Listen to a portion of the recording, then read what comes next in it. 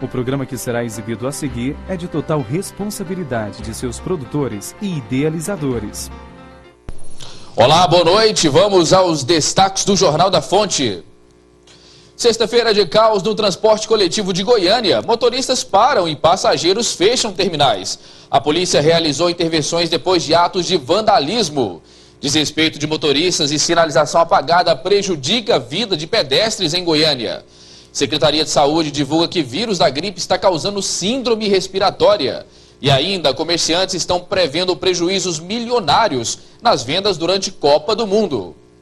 Hoje é sexta-feira, 16 de maio de 2014. O Jornal da Fonte já está no ar.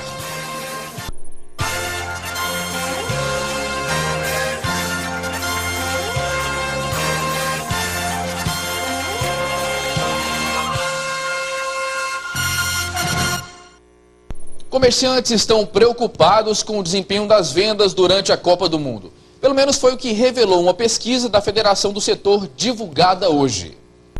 Uma pesquisa sobre o índice de confiança do empresário do comércio, realizada pela FEComércio, aponta um crescimento de apenas 4% no ano, sem investimentos e sem novas contratações, mostrando um ano de faturamento moderado. Redução da confiança faz com que você venha rever a sua expectativa futura. Nós estamos tendo o endividamento das famílias, também agora num ponto alto, com o índice de atraso também já indicado nas pesquisas acima do normal, e nós vamos então experimentar um ano de crescimento moderado por tudo isto. A menos de um mês da Copa do Mundo, o movimento nos comércios e shoppings de Goiânia já é pequeno.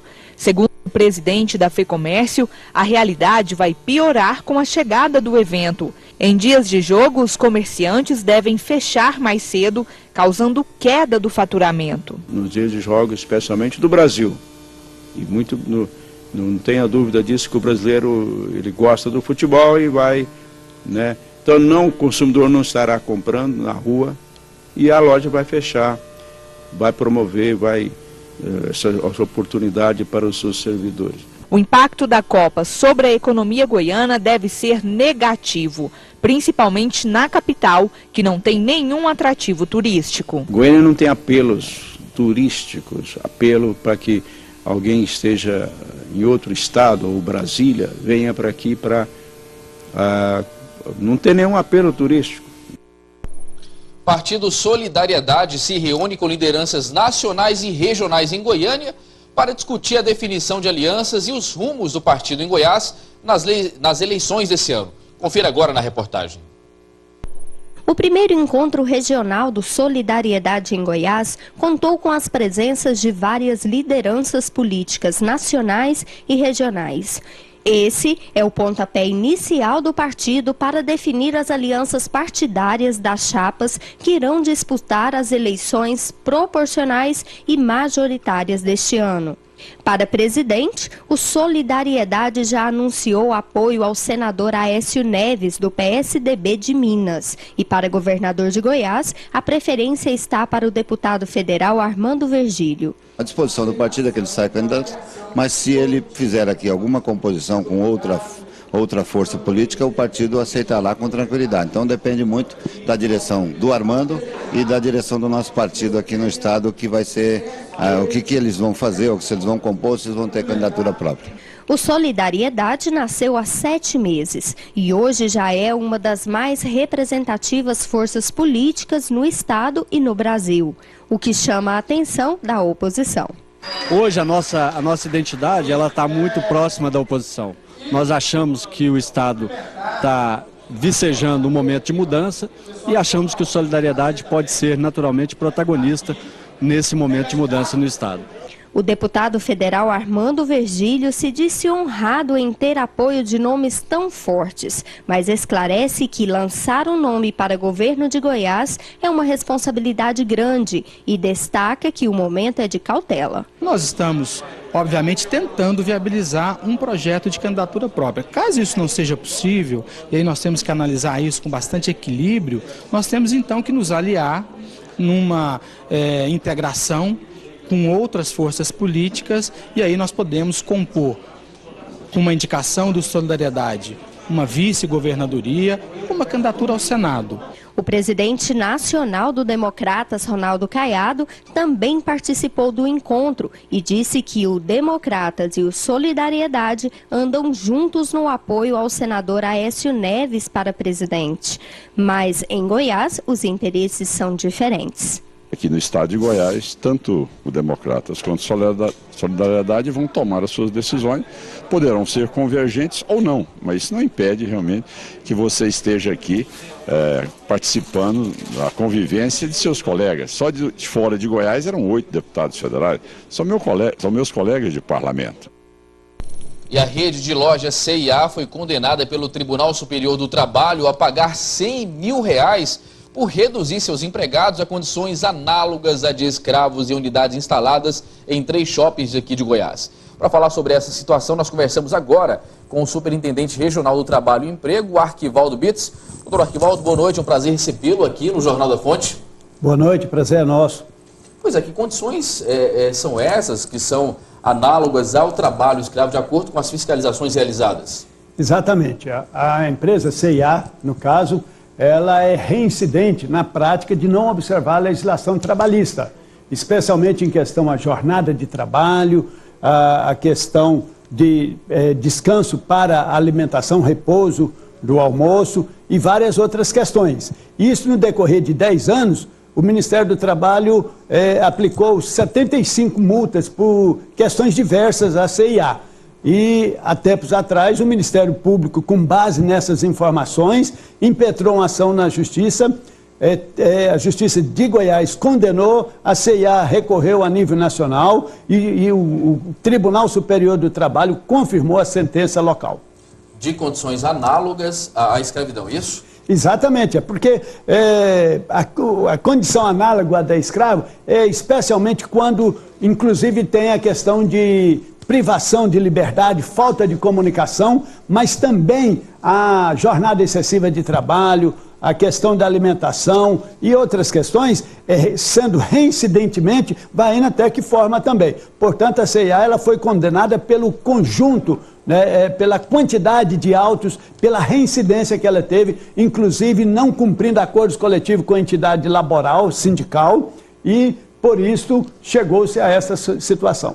Superintendente, nós entramos em contato com a assessoria da empresa, daqui a pouco nós vamos ler a nota completa, mas eles nos relataram, a assessoria da C&A, que de acordo com o Tribunal Superior do Trabalho, da semana passada, nenhuma das decisões proferidas nos autos do processo teve como fundamento a ocorrência de trabalho análogo à escravidão. O que o senhor pode nos dizer sobre isso? A C&A faz a defesa dela, né? Mas rigorosamente é isso.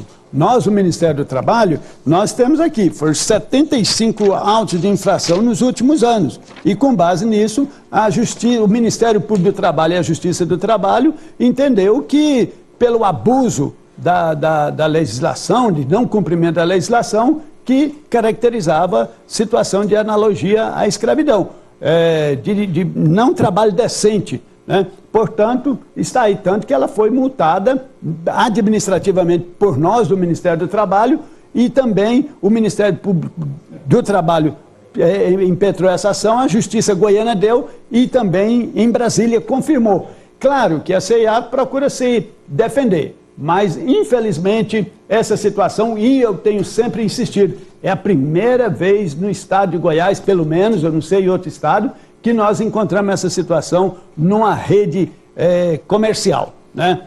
Isso que eu ia perguntar para o senhor, surpreende o fato de uma rede de lojas tão grandes, consolidada no Brasil, apresentar condições a essa, conforme foi relatado pela Justiça, sobre condições de trabalho aos seus colaboradores? Para nós do Ministério do Trabalho, que há 10 anos vem constatando essas irregularidades, né, eu diria que a gente estava esperando a Justiça confirmar. Não chega a ser uma surpresa, mas que é lamentável que isso aconteça nos dias de hoje, ainda é lamentável, porque a maioria das vezes dos casos de trabalho análogo à escravidão, a gente tem encontrado nas zonas rurais, especialmente naqueles locais mais afastados, onde as pessoas têm mais dificuldade de comunicação e até mesmo de locomoção. E aí muitas vezes fica com a liberdade privada.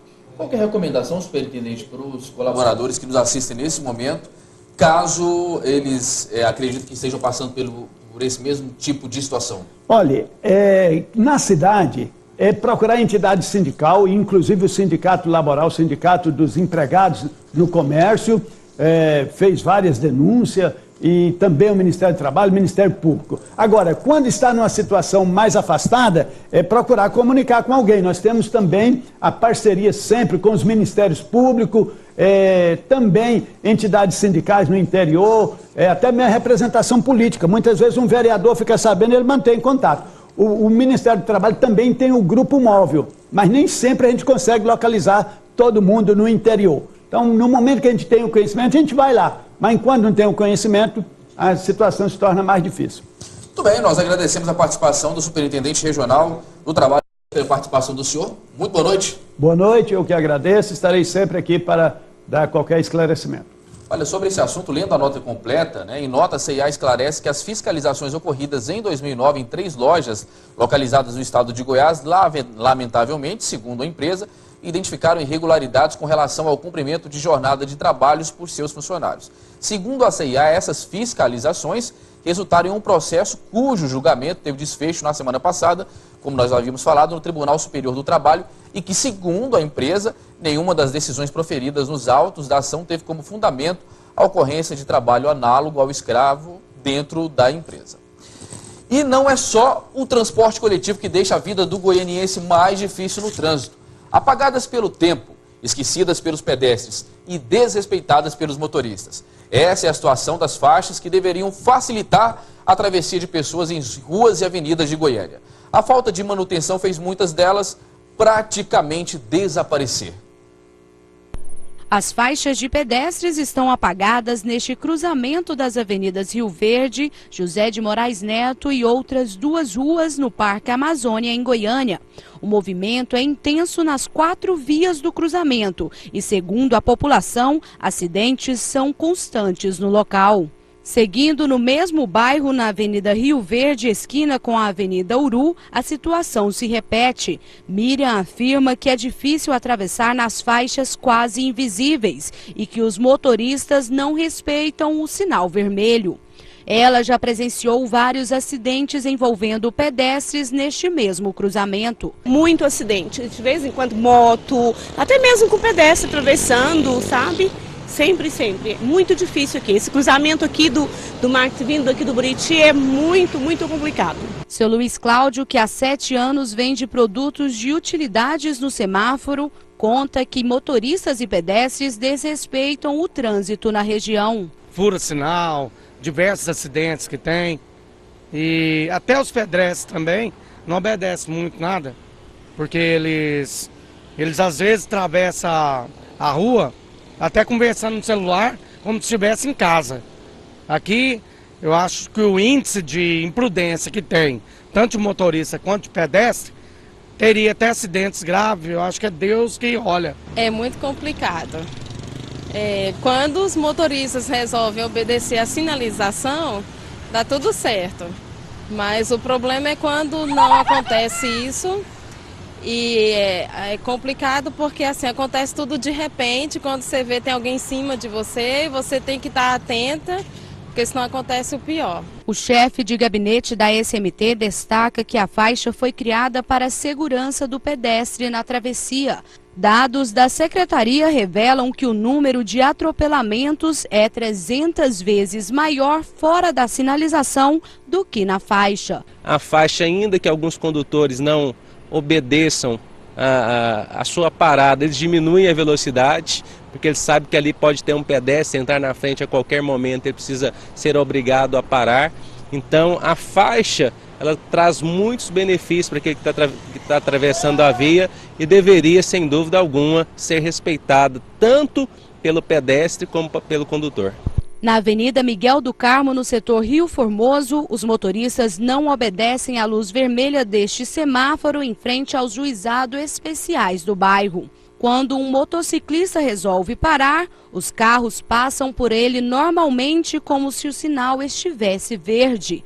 O perigo é que os motoristas da outra via também furam o sinal. Essa faixa de pedestre na Avenida Nápoles, ao lado do shopping do Residencial Eldorado, está praticamente apagada. Os pedestres param, sinalizam para os carros, mas mesmo assim encontram dificuldades na travessia. A maior dificuldade é passar nessa faixa aqui.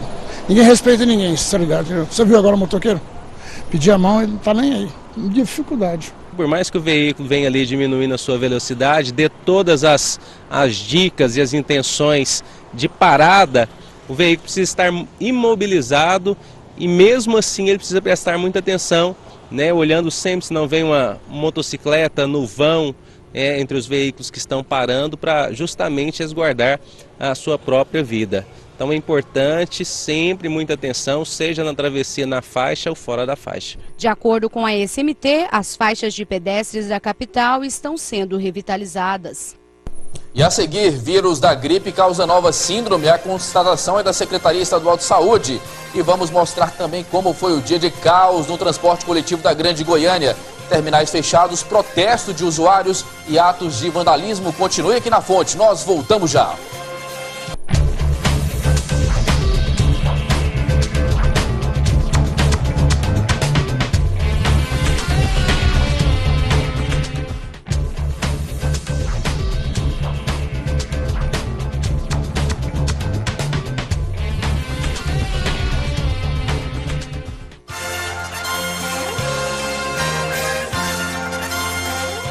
E o dia dos usuários do transporte público da capital foi difícil. A paralisação dos motoristas fez as empresas interromperem o serviço e, revoltados com a situação, muitas pessoas depredaram o ônibus. Em alguns locais, até a passagem dos carros foi fechada.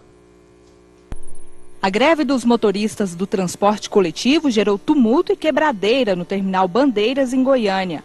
Os passageiros das linhas alimentadoras desembarcaram no terminal e não puderam prosseguir viagem.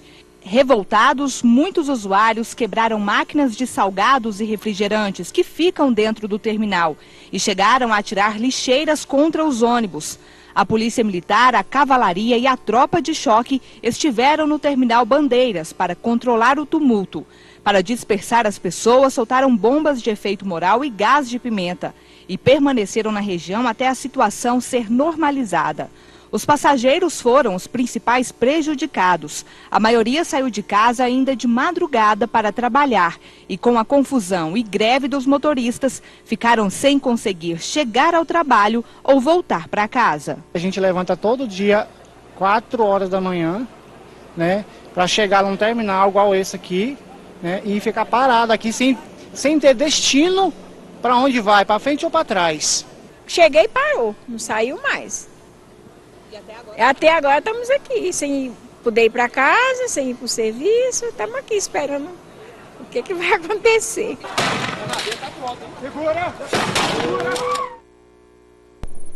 E foi registrada nessa tarde uma rebelião no presídio de Bela Vista. O motim aconteceu por volta de 2 da tarde, depois que os agentes plantonistas impediram a tentativa de fuga coletiva. Os 35 reeducandos da unidade se revoltaram, tomaram 3 revólveres dos agentes e fizeram de um vigilante penitenciário refém. 28 presos participaram do motim. Segundo a Superintendência de Segurança Penitenciária, o Grupo de Operações Especiais, a situação foi controlada. E agora nós vamos direto à redação com a repórter Graciele Oliveira. Boa noite, Graciele. Boa noite, Segismar. No período da manhã foi o maior tumulto e depois desse tumulto, no período da manhã, os terminais Bandeiras, Garavelo, Maranata, Veiga Jardim, Araguaia, Vila Brasília, Bergo, Novo Mundo e Vera Cruz foram fechados. No período da tarde, vocês estão conferindo aí cenas. Eu percorri alguns terminais. No terminal Isidória, os ônibus estão parados, né? Os motoristas estão parados lá. As pessoas que ali aguardam para pegarem os ônibus ficaram muito revoltadas. Eu conversei com uma mulher, uma jovem grávida de 8 meses e meio, estava acompanhada da sobrinha de 4 anos, estava sentindo fortes dores na barriga e já era 5h30 da tarde, ela estava lá desde as 2h30 aguardando o ônibus. 2 ônibus, no momento que eu estava lá, 2 ônibus entraram no terminal cheio de passageiros, mas foram impedidos de seguirem viagem pelos passageiros que ali aguardavam pelos ônibus alimentadores para chegarem até suas casas. No terminal Vila Brasília estava a maior calmaria, vocês viram aí nas cenas, os ônibus parados, não tinha passageiros dentro do terminal, e quem estava ali, os trabalhadores que estavam do lado de fora, vocês estão vendo aí nas cenas, os trabalhadores que precisavam de pegar o transporte coletivo para chegar até suas casas, tiveram que encontrar aí meios alternativos, motoboys, caronas, situação realmente difícil para o usuário do transporte coletivo. Cedismar. Situação muito complicada. Obrigado, Graciele Oliveira, ao vivo no Jornal da Fonte. Após mais de 2 anos de investigações, foi concluído e entregue na última terça-feira na Câmara dos Deputados em Brasília o relatório final da CPI que investiga o tráfico de pessoas no Brasil. Foram propostas mudanças na legislação brasileira, aumentando a punição para quem praticar esse tipo de crime. E para falar mais sobre esse assunto, nós estamos recebendo a relatora da CPI, deputada federal do PDT, Flávia Moraes. Deputada, boa noite, obrigado por estar conosco aqui no Jornal da Fonte. Boa noite, Cedismar, boa noite a todos os telespectadores que estão nos assistindo. Quais foram, deputada, os principais pontos discutidos aí nessa CPI? Bem, eu acredito que o grande legado de pouco mais de 2 anos é justamente esse projeto de lei que já foi apresentado em nome da CPI para a mesa e que tem alteração da nossa legislação, que hoje é muito ultrapassada no combate ao tráfico de pessoas. Nós estamos adequando alguns conceitos à Convenção de Palermo, estamos dando uma abrangência ao conceito maior, ao conceito de tráfico de pessoas. Hoje, a nossa legislação só reconhece como tráfico de pessoas tráfico para fins de exploração sexual. Nós estamos enquadrando e tipificando também o tráfico que acontece na venda de bebês, trabalho escravo, que também é uma forma de tráfico, e também o tráfico de órgãos. E nós também, além disso, aumentamos a pena para esse tipo de crime, dando a ele a gravidade que ele precisa e merece ter, e alteramos outros textos legais, como o ECA, a Lei Pelé e outros textos que vêm justamente criar mecanismos para que nós possamos fazer um enfrentamento, criar a possibilidade dos atores que fazem enfrentamento agirem de forma mais efetiva. Nós investigamos quase 30 casos e nesses casos nós identificamos algumas lacunas onde os traficantes estavam agindo. E através desse projeto de lei nós estamos aí criando mais dificuldades para que o tráfico aconteça da forma que vinha acontecendo. Deputado, é grande o número de tráfico de pessoas registrados aqui no Brasil. Eu queria saber também da senhora, como é que está o estado de Goiás nesse ranking? É até ruim a gente ficar divulgando isso, acho que a gente não quer criar esses índices para Goiás, não quer divulgar esses índices de Goiás, mas nós sabemos que o tráfico de pessoas é um tráfico que vem crescendo muito no mundo todo. Ele só perde para o tráfico de drogas e para o tráfico de armas. Hoje ele movimenta 32 bilhões de dólares no mundo inteiro e faz quase 3 milhões de vítimas. É um crime que acontece de forma muito velada. A própria vítima muitas vezes não consegue denunciar, tem dificuldade. Porque junto com o tráfico vem a enganação e antes disso o sonho, né, daquela menina de se tornar um modelo, daquele rapaz se tornar um jogador de futebol. E é isso que o traficante, que a vítima tem roubado na sua vida. E aqui em Goiás e no Brasil, infelizmente, nós sabemos que o Brasil é um dos países que é forte rota, tanto de destino e de origem do tráfico de pessoas. E o estado de Goiás, infelizmente, dentro do Brasil, o estado de Goiás ele é um dos estados que lidera esse ranking. A gente sabe que é um grande desafio para nós fazer esse enfrentamento. E além desse projeto de lei, nós estamos encaminhando, através do nosso relatório, algumas sugestões para alguns órgãos que trabalham no enfrentamento. Um deles, por exemplo, a Polícia Federal, para criar um departamento específico de combate ao tráfico de pessoas. Hoje a gente tem um departamento de combate ao tráfico de drogas, um departamento de combate ao tráfico de armas, mas nós não temos um departamento específico de combate ao tráfico de pessoas. Muito bem, nós conversamos com a deputada federal pelo PDT e presidente regional do PDT em Goiás, Flávia Moraes, falando da repercussão da CPI do tráfico de pessoas aí no Congresso Nacional. Deputada, muito obrigado pela sua participação e uma boa noite para a senhora. Eu que agradeço, Edmar, e uma boa noite a todos os nossos telespectadores.